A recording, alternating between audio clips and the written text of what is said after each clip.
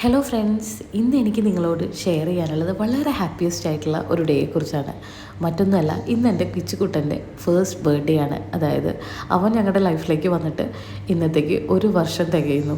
ഇന്ന് പിറന്നാളാണ് കേട്ടോ. Date of birth April 5 അപ്പോൾ നാട്ടിലായിരിക്കുന്ന സമയത്ത് എല്ലാ വിഷമങ്ങളും എല്ലാ സങ്കടങ്ങളും ഷെയർ ചെയ്യുന്നത് നാട്ടിലെ ഗണപതി അമ്പലത്തിലെ ഗണപതിയോടായിരുന്നു. പരാതികളും പരിഭവങ്ങളും സന്തോഷങ്ങളും എല്ലാം.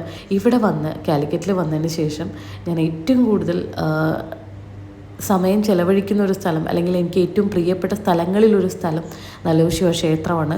വളരെ പഴയൊരു അമ്പലമാണ്, നല്ല അറ്റ്മോസ്ഫിയറാണ്. കുളം കണ്ടില്ലേ നിങ്ങൾ? ശരിക്കും നല്ല ഭംഗിയാണ്.